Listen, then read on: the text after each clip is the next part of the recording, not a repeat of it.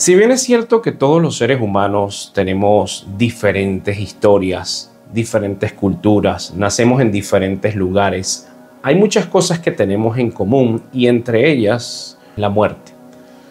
Todos tenemos que pasar por ese proceso. De alguna manera, la muerte es una interrogante, es un misterio. Para algunos es el final de la existencia.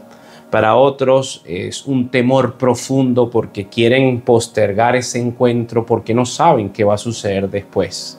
Es interesante que a lo largo de la historia, en diferentes tipos de culturas que han tenido presencia aquí en el planeta Tierra, tienen algún concepto de la muerte. Hay algo que pasa dentro de nosotros que nos seduce y que nos dice que la muerte no es el final. Los griegos, los egipcios, empezaban a enterrar a sus muertos con riquezas para ese viaje, porque de alguna forma pensaban que ese proceso de separación física es el comienzo de una nueva dimensión. Todo esto se puede responder, esta interrogante, esta inquietud, con un solo versículo de la Biblia que lo encontramos en el libro de Eclesiastés, capítulo 3, versículo 11, que dice así: todo lo hizo hermoso en su tiempo y ha puesto eternidad en el corazón de ellos, sin que alcance el hombre a entender la obra que ha hecho Dios desde el principio hasta el fin. Dios hizo todo perfecto y puso la eternidad en nuestro corazón. Quiere decir, de alguna forma nosotros tenemos un concepto muy borroso de que hay algo eterno, de que la muerte no es el final. Sin embargo, con nuestro propio razonamiento no lo podemos entender. Sabemos que hay algo después de la muerte, pero nuestro razonamiento finito nos impide de profundizar en eso que está esperando. Nosotros estamos estudiando las grandes declaraciones de Cristo cuando Él habla de que Él es yo soy. Y ese yo soy nos permite encontrar imágenes de ese Dios autoexistente. Cuando usted piensa en la muerte, porque ha visto un familiar que falleció, porque estuvo en un funeral o porque usted mismo se está acercando a ese proceso, esa intimidación, esa sensación de incertidumbre que genera este gran misterio puede transformarse en una imagen de esperanza. Porque Cristo dio la siguiente declaración. Abrimos el Evangelio de Juan, capítulo 11, versículo 25. Le dijo Jesús: yo soy la resurrección y la vida.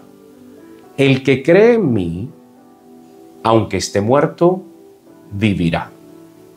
Vamos a dar un contexto de esta declaración del Señor.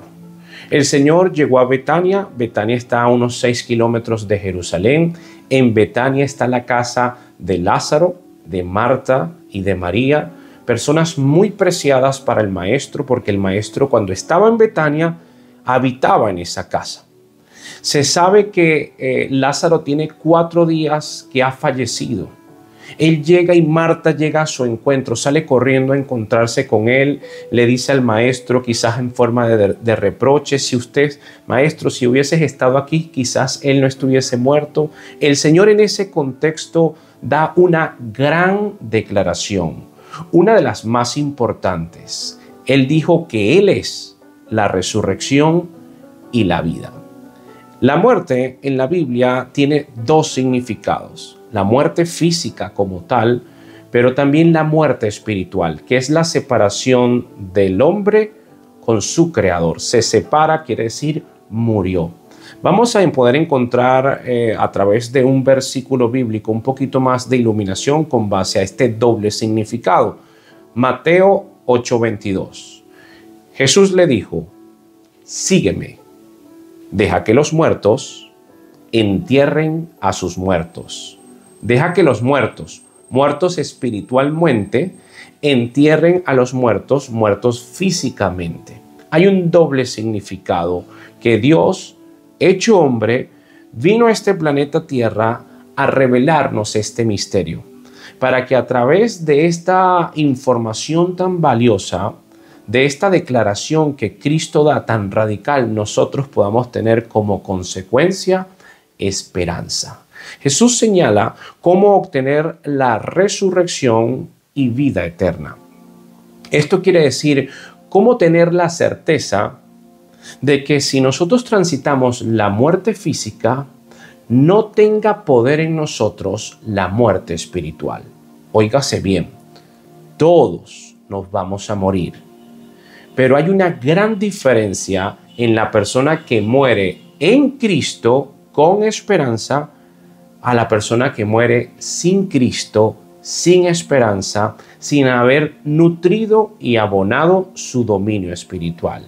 Yo, para poder obtener esa resurrección y vida eterna, en primer lugar debo de tener fe. Juan 11:25, lo leemos de nuevo. Jesús le dice a Marta: yo soy la resurrección y la vida. El que cree en mí, aunque esté muerto, vivirá. Creer en Él viene siendo la bisagra que une a la resurrección y la vida con esa persona que así muera va a vivir. ¿Cómo el que va a morir puede echar mano de la resurrección y la vida? Creyendo en Él. Creer en Él está presente en Juan 11:25, y si tú lees el versículo siguiente, Juan 11:26, te vas a dar cuenta que está presente la fe como bisagra, como ese articulador, esa unión entre la resurrección y el hombre que tiene que transitar la muerte. Juan 11:26, y todo aquel que vive y cree en mí no morirá eternamente. ¿Crees esto? El Señor le dice a Marta: ¿crees esto? La fe es la certeza de lo que se espera, la convicción de lo que no estamos viendo. Pero no es una fe abierta donde todos dicen, bueno, yo tengo fe en algo. Es una fe en una persona. Es una fe en Jesucristo. Cuando yo creo en su resurrección, que dividió la historia en un antes y un después de su escenario mundial, cuando yo deposito mi fe en Él, por consecuencia, yo tengo en primer lugar una resurrección inmediata. ¿Qué quiere decir esto? Yo creo en Él, sigo teniendo una vida donde mi cuerpo se está desgastando físicamente, pero ya yo tengo una resurrección espiritual. Ya yo fui trasladado de las tinieblas a la luz. Esa resurrección inmediata me da vida para siempre. Y adicional a eso, en tercer lugar, esa resurrección me conecta con una esperanza que es la resurrección del cuerpo. Tenemos un cuerpo que se está desgastando. Si una persona muere y cree en Cristo, va al encuentro con el Señor, pero ese cuerpo tiene que ser transformado para un cuerpo perfecto, para un cuerpo como el del Maestro. Primera de Corintios 15:51. He aquí, os digo un misterio. No todos dormiremos, pero todos seremos transformados. El apóstol Pablo está dando un misterio, compartiendo un misterio, que nuestro cuerpo va a experimentar una transformación. Los que están vivos, inmediatamente, los que murieron van a experimentar una resurrección para transformación de su cuerpo. Filipenses 3:21, el cual transformará el cuerpo de humillación nuestra para que sea semejante al cuerpo de la gloria suya, por el poder con el cual puede también sujetar a sí mismo todas las cosas. Este cuerpo de humillación, este cuerpo que nos recuerda cada día que nos estamos desgastando, que nos estamos muriendo. Hay una esperanza de que cuando creemos en Cristo, pasamos y somos trasladados a una resurrección inmediata. Ya formamos parte de la vida para siempre. Tenemos ahora una siguiente esperanza, que hasta nuestro propio cuerpo de humillación, este cuerpo que se está desgastando, de alguna manera en el futuro nos está esperando un nuevo cuerpo, un cuerpo glorificado, un cuerpo donde no hay corrupción. Usted puede creer en Cristo en este momento. Usted puede tener una vida de arrepentimiento y fe. Sin embargo, todos los días tiene que enfrentarse a una naturaleza pecaminosa que mora en su cuerpo, que es un enemigo poderoso de todo creyente y no creyente, que lo conocemos como la carne. Ese cuerpo que está en nuestra contra, que tenemos que pelear contra él. Por eso Gálatas 5 habla de la lucha del espíritu y de la carne. Esa lucha diaria, perenne, tiene un final. Y ese final va a ser cuando mi cuerpo sea transformado, mi cuerpo sea glorificado. Cuando yo muera, repito, porque es un misterio, si muero y creo en Cristo, voy a su regazo, estoy con Cristo, entro a su presencia, pero en algún momento, cuando se cumpla el tiempo, mi cuerpo va a ser transformado también. Ahora, aquí hay una advertencia importante que hacer y es el orden. Primero es la resurrección, luego la vida, porque la resurrección abre la puerta hacia la vida inmortal. Vamos a leer Romanos 8 para seguir entendiendo un poco más de este misterio. Versículo del 10 al 11. Pero si Cristo está en vosotros, el cuerpo en verdad está muerto a causa del pecado, mas el espíritu vive a causa de la justicia. Ese sí es un condicionante. Si Cristo está en mí, mi cuerpo está muerto. ¿Por causa de qué? De lo que te acabo de decir, de esa naturaleza pecaminosa. Yo quiero hacer las cosas bien, yo entro en la presencia de Dios, pero siempre veo que mi cuerpo es corrupto, que hay maldad dentro de mí. Y mientras más me acerco al Señor, me va a suceder como le pasó a Isaías, como le pasó a Pedro, que dijo, apártate de mí porque soy un hombre pecador. Mientras más me acerco a su presencia, más veo que mi cuerpo está muerto, que hay una naturaleza por causa del pecado que me hace daño, pero que mi espíritu vive a causa de la justicia. Cristo me justificó. Por su resurrección, por su paga, yo tengo la salvación. Continuamos leyendo en el versículo 11 y nota que ahora el Espíritu está en mayúscula. Y si el Espíritu de aquel que levantó de los muertos a Jesús mora en vosotros, el que levantó de los muertos a Cristo Jesús vivificará también vuestros cuerpos mortales por su Espíritu que mora en vosotros. Nuevamente un sí como forma condicionante, pero aquí hay una distinción. Este Espíritu es el Espíritu Santo, el Paracletos. Es un Espíritu en mayúscula, está escrito en mayúsculas porque se refiere a la tercera persona de la Trinidad. Ese Espíritu que obró de forma misteriosa y levantó de los muertos a nuestro Señor Jesús es el mismo Espíritu que en algún momento, cuando una persona pasó por el umbral de la muerte, cuando nosotros pasemos por el umbral de la muerte, si Dios así lo decide, ese Espíritu va a transformar y nos va a dar un cuerpo ahora glorificado. Y ese cuerpo glorificado va a tener una nueva reorganización y no va a estar sujeto a la ley corrupta del pecado. Ahora vamos a 2 de Corintios, capítulo 4, versículo del 16 al 18, para seguir fundamentando esto, porque es una doctrina bíblica. Por tanto, no desmayamos. Antes, aunque nuestro hombre exterior se va desgastando, el interior, no obstante, se renueva de día en día. Porque esta leve tribulación momentánea produce en nosotros un cada vez más excelente y eterno peso de gloria, no mirando nosotros las cosas que se ven, sino las que no se ven. Pues las cosas que se ven son temporales, pero las que no se ven son eternas. Nuevamente, aquí encontramos un hombre exterior y un hombre interior. Una persona, usted creyó en Jesucristo. Usted creyó en Jesucristo, tiene un nuevo nacimiento. Ese nuevo nacimiento se identifica en este versículo como un hombre interior. Pero ese hombre interior tiene que pelear y tiene que luchar con un hombre exterior. El hombre exterior se va desgastando. El hombre interior, a medida de la comunión y de echar mano de los medios de gracia, se va renovando. El hombre interior, cuando lee la Escritura, cuando entra en oración, cuando está en comunión con sus hermanos, se va renovando y va creciendo, se va fortaleciendo. Pero el hombre exterior, por la ley de la muerte, se va desgastando.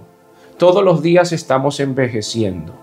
Todos los días estamos perdiendo neuronas, masa muscular. Todos los días estamos al acecho de enfermedades, de virus. Adicional a eso, tenemos un enemigo adentro que se llama la carne. Por tal motivo, cuando Cristo dice, yo soy la resurrección y la vida, es un motivo de gozo, es un motivo de esperanza, porque cambia radicalmente mi perspectiva de la vida. Todos los conflictos que yo tengo que enfrentarme diariamente en esta era se identifican como una leve tribulación momentánea. Usted está experimentando decepciones, usted está experimentando dolores, traiciones, angustias, depresiones, ansiedad.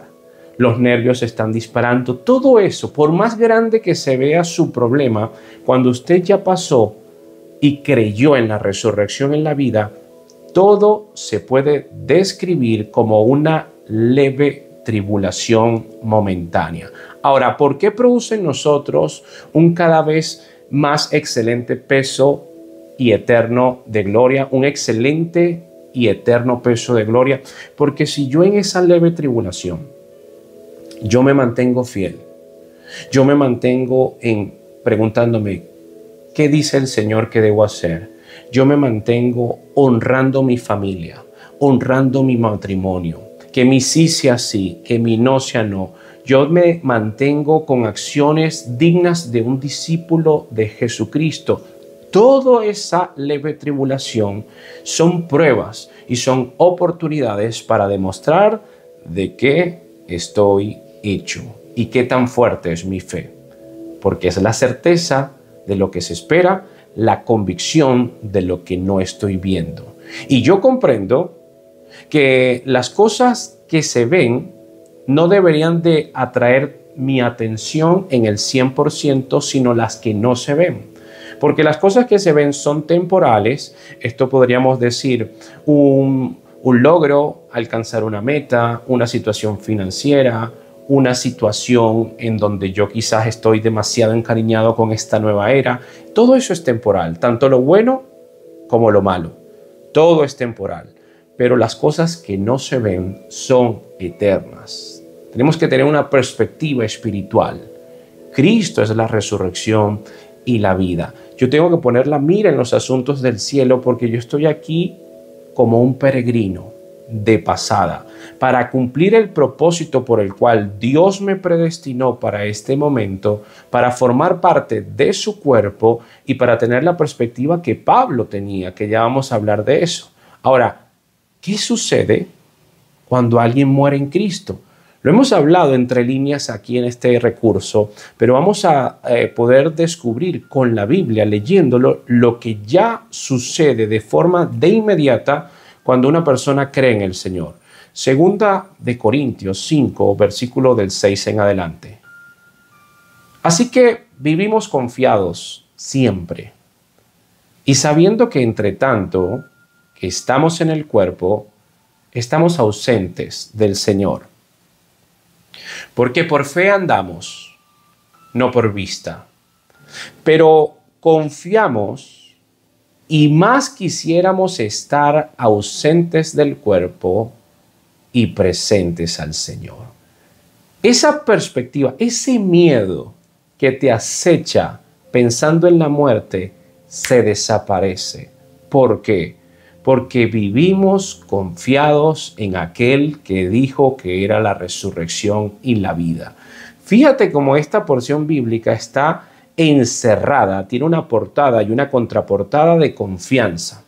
En el versículo 6, vivimos confiados. ¿Cuándo? Siempre.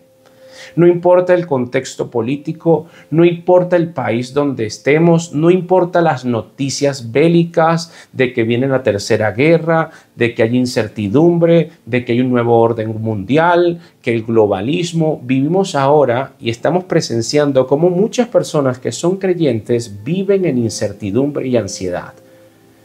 Pero el que vive, que cree en la resurrección y en la vida, vive confiado, sabiendo que mientras yo estoy en el cuerpo, yo estoy ausente del Señor. Pero que cuando yo muera, yo voy a estar presente con el Señor. Entonces la perspectiva de la muerte ya no me genera temor, sino más bien me genera gozo. Y aquí está la clave. Por fe andamos, no por vista. Si tú no tienes una vida de fe, una fe bíblica, es imposible que puedas cambiar ese temor en un motivo de gozo. ¿Y cuál es el resultado final? Que de alguna manera no buscamos de morir, pero sí comprendemos que cuando muramos vamos a estar presentes en el Señor. Entonces nuestra perspectiva cambia y empezamos a tener esa perspectiva que el apóstol Pablo logró tener. Y empezamos a ver nuestra vida en este mundo, insisto, como un peregrinaje que Dios nos da la oportunidad para cumplir nuestro propósito y formar parte de su reino activamente. ¿Cuál es la perspectiva que tuvo el apóstol Pablo en vida? Filipenses 1, del 21 en adelante. Miren las palabras de Pablo cuando ya conoció que Cristo era la resurrección, cuando ya él comprendió este misterio y esta doctrina, su perspectiva con base a la vida cambió. Y él dice en Filipenses 1:21, porque para mí el vivir es Cristo y el morir es ganancia. No es temor, no es incertidumbre, no es tristeza, es ganancia. Mas si el vivir en la carne resulta para mí en beneficio de la obra, no sé entonces qué escoger. Porque de ambas cosas estoy puesto en estrecho, teniendo deseo de partir y estar con Cristo, lo cual es muchísimo mejor, pero quedar en la carne es más necesario por causa de vosotros. Y confiado en esto, sé que quedaré, que aún permaneceré con todos vosotros para vuestro provecho y gozo de la fe, para que abunde vuestra gloria de mí en Cristo Jesús, por mi presencia otra vez en vosotros. Esta es una perspectiva santa. Esta es una perspectiva de un hombre que comprendió que Cristo es la resurrección y la vida, que hay un dominio espiritual y que todo lo que estamos viendo es temporal. Él tiene puesta la mira en el cielo y se da cuenta de que sí, él quiere ir con Cristo, pero se da cuenta que mientras está en vida, él está sirviendo al cuerpo de Cristo. Entonces él no sabe qué escoger y se da cuenta que mientras está en este plano, él lo único que tiene como idea principal, como propósito y fin es apoyar, abonar, mentorear el cuerpo de Cristo. Por ese motivo él ve la muerte como ganancia y la vida como Cristo. Cuando nosotros logramos tener una perspectiva como esta, cuando meditamos en esa declaración de nuestro Señor, Él es la resurrección y la vida. Cuando creemos en esa declaración y todos los días vivimos una vida de fe, de alguna manera, esas preocupaciones principales se empiezan a disipar. ¿Por qué razón? Porque Dios empieza a bendecirnos más porque estamos centrados con la perspectiva correcta. Yo estoy seguro que Dios a muchos de nosotros no nos bendice más porque sabe que la bendición nos puede alejar del dador de bendiciones. Yo comprendo que en muchas ocasiones Dios no te da más porque tú aún no tienes una perspectiva espiritual y no comprendes que el vivir es Cristo y el morir es ganancia. Pero cuando yo me adueño de esta porción bíblica, cuando yo creo en esto y empiezo a tener esta perspectiva como Pablo logró tener, yo me doy cuenta que yo soy un instrumento de Dios. Formo parte de su cuerpo, soy un órgano vital y yo tengo que cumplir un propósito. Dios me permitió tener dones, talentos para colocarlos en el servicio de otros.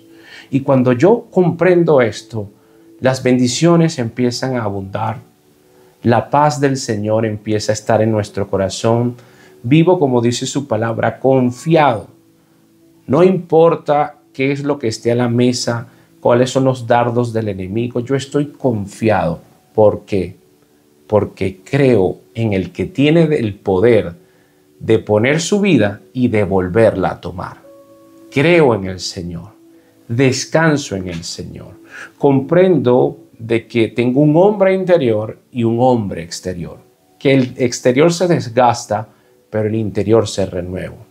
Entiendo que estoy en una resurrección inmediata que me dio vida para siempre y que si tengo que morir, porque tengo una fecha con la muerte, en algún momento mi cuerpo será transformado. Este cuerpo de humillación va a experimentar una transformación y voy a tener un cuerpo distinto.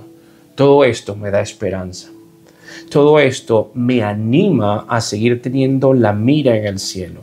Todo esto empieza a ser como un combustible que me mantiene en movimiento. Es un alimento, son nutrientes, son fertilizantes para que indistintamente de cuál sea el proceso, la prueba, la tribulación que tenga que enfrentar, mi mente ya está renovada, como dice Romanos 12:2.